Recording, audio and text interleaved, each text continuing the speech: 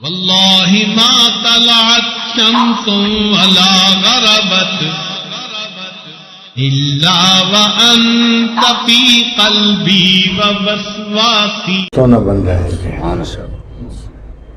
انسان پر پریشانیاں دو طرح سے آتی ہیں.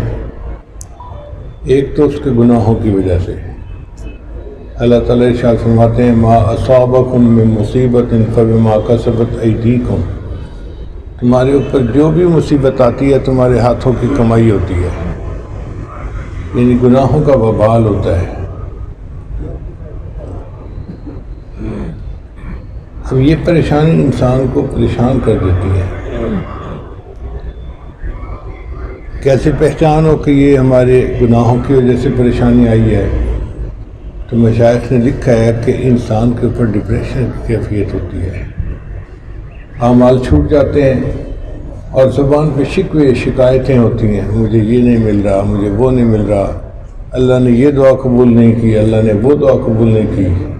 تو جب کوئی بندہ ڈپریشن کا شکار ہو، زبان پہ شکوے ہوں، تو سمجھ لیں کہ یہ اس کے گناہوں کا وبال بن کے آئی ہے مصیبت. اور عجیب بات ہے کہ انسان ان پریشانیوں کو ختم کرنے کے لیے ایڑی چوٹی کا زور لگاتا ہے، پریشانیاں ختم نہیں ہوتی ہیں. ایک پریشانی ختم نہیں ہوتی دوسری اوپر سے، وہ ختم نہیں ہوتی تیسری اوپر سے. ہم گناہوں کی جان نہیں چھوڑتے اور پریشانیاں ہماری جان نہیں چھوڑتی.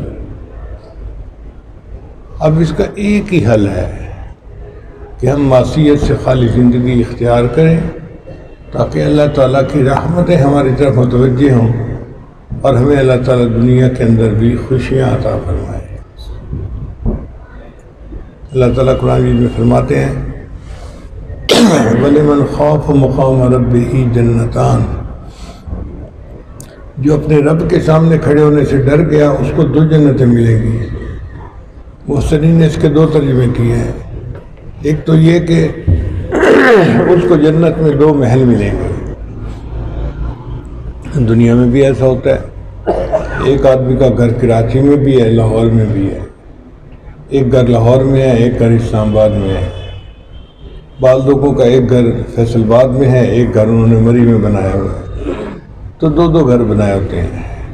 یا ایک گھر پاکستان میں ہے، ایک گھر دبئی میں ہے. تو جس طرح یہاں پر ایک بندے کے رہائش کے دو گھر ہوتے ہیں، اللہ تعالیٰ ایسے بندے کو جنت میں دو محل عطا فرمائیں گے. ایک ترجمہ تو مفسرین نے یہ کیا ہے اور دوسرا ترجمہ یہ کیا ہے جنتان کہ اس کو اللہ دو جنتیں عطا فرمائیں گے. ای جنت الدنیا و جنت الآخرہ. اللہ اس کو آخرت میں تو جنت دیں گے ہی صحیح، اس کی دنیا کی زندگی کو بھی اللہ جنت کا نمونہ بنا دیں گے. تو یہ ہے سونا بننے کا طریقہ کہ آپ معصیت سے خالی زندگی اختیار کریں.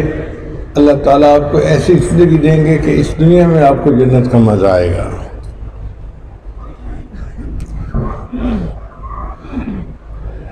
مصائب کی دوسری وجہ اللہ تعالیٰ کی طرف سے آزمائش اور امتحان ہوتا ہے. یہ نیکوں پہ بھی آ جاتی ہیں.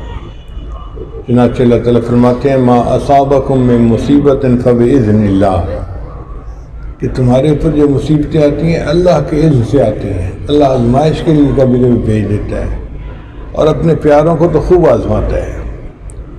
ہم غور کریں، ہم بازار میں جا کے 10 روپے کی کوئی چیز لیتے ہیں تو ٹھونک کو جا کے دیکھتے ہیں کچی ہے یا پکی. اگر 10 روپے کی چیز کو ہم ٹھونک کو جا کے دیکھتے ہیں کچی ہے یا پکی، تو اللہ نے اپنی جنتیں دینی ہیں، اپنی رضا دینی ہے اس بندے کو، تو اللہ بھی آزماتے ہیں یہ کچا ہے یہ پکا ہے.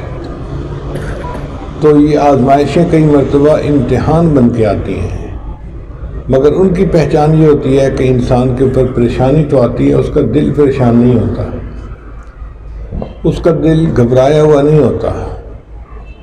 اس کی مثال ایسی ہے کہ جیسے ایک شیشے کا بنا ہوا کمرہ ہو، ایئر کنڈیشن، اور انسان سکون سے اس کے اندر بیٹھا ہوا ہے اور باہر طوفان ہے، آندھی ہے، بارش ہے، یالہ باری ہے، تو وہ دیکھ تو رہا ہے کہ طوفان آ رہا ہے مگر طوفان کا اس پہ اثر کوئی نہیں ہوتا، وہ تو ایئر کنڈیشن کمرے میں بیٹھا ہوا ہے.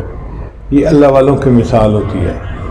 کہ دیکھنے میں ان کے اوپر پریشانیاں ہوتی ہیں، امتحانات ہوتے ہیں، سختیاں ہوتی ہیں، مگر ان کے دل مطمئن ہوتے ہیں، ان کے دل پریشان نہیں ہوتے۔ طوفان کر رہا تھا میرے عزم کا طواف، طوفان کر رہا تھا میرے عزم کا طواف، دنیا سمجھ رہی تھی کہ کشتی بھنور میں ہے۔ لوگ سمجھتے ہیں جی کشتی بھنور میں ہے، حالانکہ وہ تو اللہ تعالیٰ کی طرف سے آزمائشیں ہوتی ہیں۔ اس لیے دو طرح سے مصیبتیں آتی ہیں۔